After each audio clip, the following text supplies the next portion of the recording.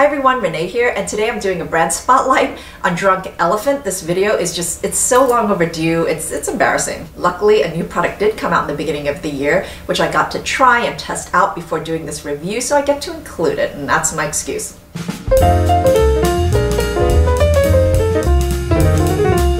I've pretty much purchased every single product in their line, which is really easy to do for this brand. Some products multiple times over, whilst others didn't work out as well for me given all the other options available. This brand is all about non-toxic skincare, which is a doctrine that I can really get behind. Any ingredient that could possibly cause a reaction or might be there for any reason other than your skin health has been removed. So fragrances, dyes, essential oils, silicones, certain harsh preservatives, if in doubt, it's out. So the formulas embrace the safest and most effective of clinical and natural skincare. So Tiffany Masterson, who created this line, her story just resonates with me so much. She's not a chemist. I don't think she has an academically relevant background for making skincare, but she's had personal experience with her own skin. She's had the struggles, the same distress that we have, and a great passion for ingredients. She basically created her dream line of skincare with formulations that are above reproach. We're seeing this new movement in skincare where there are brands that are actually producing formulations and products that are honest, that have integrity. A lot of these brands are opting to eliminate the cheap tricks in skincare, which are great at giving you an immediate sort of sensation or result, but may not necessarily be the best for your skin in the long run. They could have ingredients in there that could possibly be sensitizing your skin, which is why, and I'm certainly guilty of this, it's easy to just write products off because they're just, it's like they're not doing anything for you. More and more, there are certain products in skincare that are very much like taking daily, ingesting daily vitamins for me. It's not like when you're taking drugs and you get this immediate high. It's more like you notice one day that you didn't get sick all year and your immunity is better and your hair is thicker and your nails are stronger. It's kind of like that for me. So one of the reasons why it's so easy to get everything from this line is because it's sort of designed to be able to be used together and cocktailed together. Since there are no silicones in any of these formulas, you can easily mix everything together and just slap it on your face, and that part is quite fun for me. So I think an appropriate place to start would be with the Virgin Marula Oil. I would say the entire brand, including the name, is inspired by this oil. I mentioned in my oils video that this has one of the highest levels of antioxidants, about 16% more than even argan oil. Every single product in this line will have this in it. This works so well for me. In fact, it's one of the few oils that make a really noticeable immediate difference to my skin. It's actually very, very rich. It's not necessarily for everyone, but at the same time, it's very refined in texture. The molecular size is small enough that everything kind of sinks in and is quite thin and doesn't sit on top of in a greasy layer over your skin, even though it does feel lightweight, but it's higher in oleic fatty acid content than linoleic fatty acid content. I go through all of that in my oils video. This is particularly great for normal to dry skin. If you have anti-aging concerns, this is fantastic for that. Marula Oils does tend to be a little more on the comedogenic side, although I know a lot of people who have oily skin who have used this and love it. And I kind of get why, because this is a smaller molecule size, so it does kind of absorb into your skin a lot quicker. If you react badly to coconut oil or coconut oil derivatives, and I know some of you really do, then you want to proceed with caution with this. There are a few times where I was so lazy with my evening skincare routine after cleansing, I basically just put a layer of this on and that's it. I would wake up in the morning and my skin will actually feel noticeably smoother and softer. This naturally has vitamin C and E in it, which are an antioxidant power couple. It's also high in omegas 6 and 9, so it is a richer oil. If you suffer from any dry patches or redness that come from inflammation, this is exceedingly good at treating that. So if your skin has gone through chemical treatment or you're using retinoic acids, this is actually so great for just calming your skin down, treating the redness and lessening the inflammation. If you have dry, brittle hair like me, a few drops of this every day is also a great thing.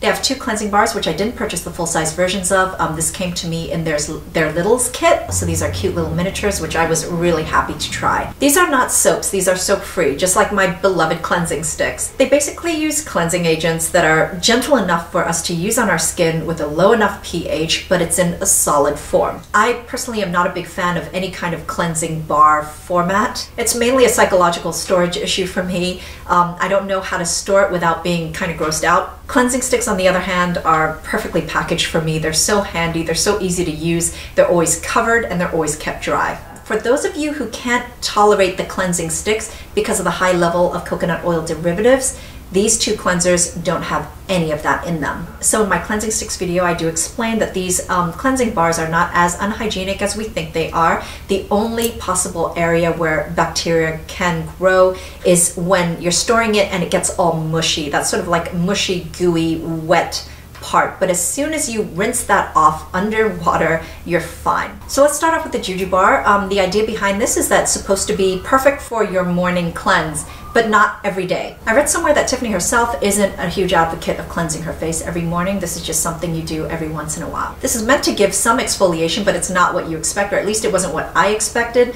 I expected that this would be one of those cleansing bars that had like a very sandy, gritty kind of surface. But actually no, it's very unnoticeable. This basically uses bamboo powder for slight exfoliation, but it's not at all abrasive or harsh. It doesn't feel like anything. This works particularly well after maybe an acid treatment, or if you're using Retin-A and you just really want to eliminate a lot of the dead surface skin cells that have become unglued, but they're still attached. So it's just a gentle nudge to sort of finish that whole exfoliation process, where it's just getting rid of those very loose flakes that are just still clinging on. So this is how I use it. I basically lather it in my hands first and then lather it on my skin. The pH of this is 6.3, which is a little higher than the cleansing sticks. None of these products have fragrance in them, but this actually has a very sort of pleasant, sweet smell. It's very faint though.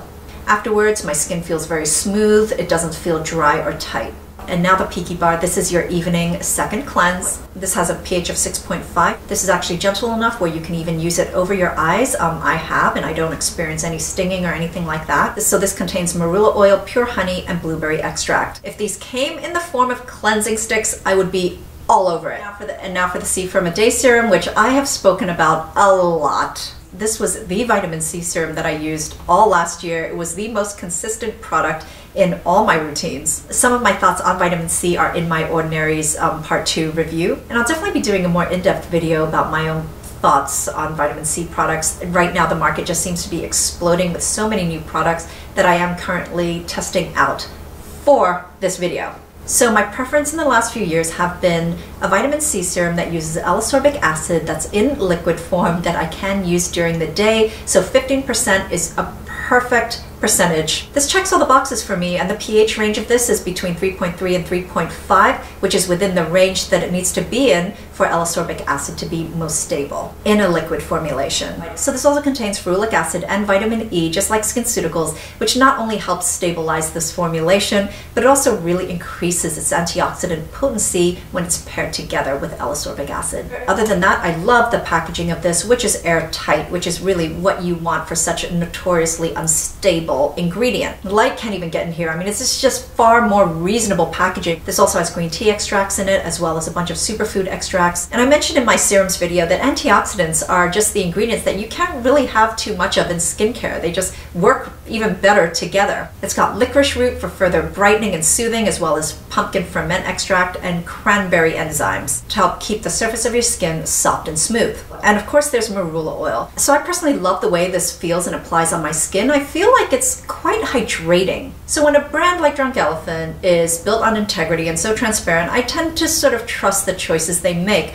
Although I have been seeing many comments about how people feel like ingredients with coloring are added to this formulation to mask the oxidization. In other words, they're trying to hide when this oxidizes and perhaps is bad for your skin, and they just want you to keep using it. That's kind of inconsistent to me. In fact, you can actually see for yourself, if you're using this on a daily basis, you can see when it starts turning a darker color. That being said, I still did inquire about this issue, and I was expecting that maybe a rep would get back to me with an answer, but Tiffany herself responded to this question. That kind of accessibility, I've got to say, I really appreciate, because it makes me feel like she is reading the concerns and comments and is taking that all into consideration.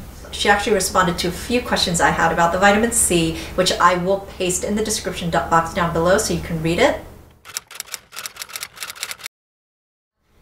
Her reply was basically, that's just not what we do. We don't add color or fragrance to mask anything or hide anything that's not good for your skin. That natural tint or hue comes from an ingredient in this formula that it's an anti-irritant. We formulated this to make it as stable as possible, but also the packaging is airtight and dark.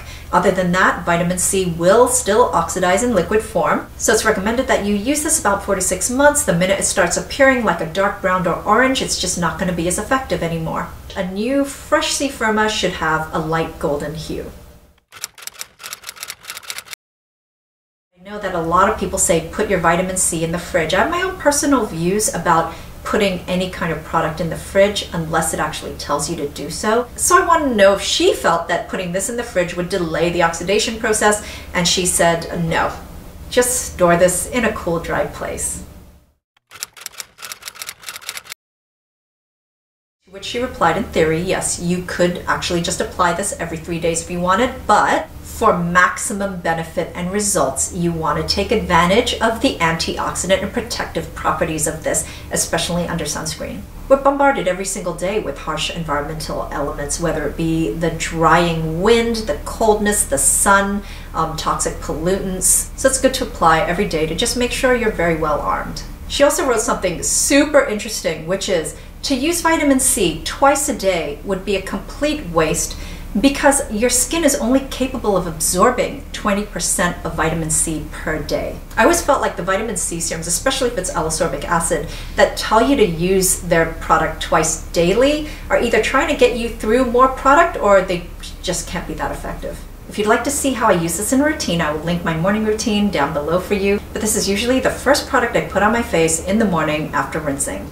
So we've done the day serum, and now for the TLC Framboos Glycolic Night Serum. So this is a leave-on night serum that you use in your evening skincare routine, and you don't rinse it off. It works overnight. So this is mainly an alpha hydroxy acid serum. It's 12% a different mix of alpha hydroxy acids. AHAs are most effective when it's in concentrations of about 5 to 10%. This is 12%, which is more than what you would normally find in a formulation, but this is also mixed with 1% beta hydroxy acid, specifically salicylic. Salicylic acid works most effectively between 0.5 to 2%. So I do want to make something clear. In my ordinary review, I do talk about my own personal preference towards gentler AHAs with larger molecules, so lactic acid, mandelic acid. I've personally had quite a complicated relationship with acid treatments, which is why I tend to go for the gentler AHAs. That doesn't mean that I feel that glycolic acid is bad. In fact, a lot of people I personally know have far better results with glycolic than lactic. It definitely depends on your skin type and how much your skin can take. That being said, when I used this alone, it was actually quite a lot for my skin. This was definitely more irritating for me than other acid serums that don't use glycolic, but also during my morning routine, all the products that I would apply on my skin would sting. But like I said, all these products were made to be able to be mixed together. So I found that when I mixed it with other products in the line, it actually worked better. It was like gentler for me. But also with acids, especially when they come this strong, and glycolic in particular, I find it's sort of a build-up process. You start slow and build it up, and eventually your skin won't be so sensitive to it. I just don't like sensitivity at all. I don't like my skin feeling like that, and right now I've got other options that don't give me that. I mean, it definitely takes longer to see results, but the results are still there. One way in which I find this really effective is actually use this for spot treatments a lot, and I find it works really well that way. So any area with post-inflammatory hyperpigmentation,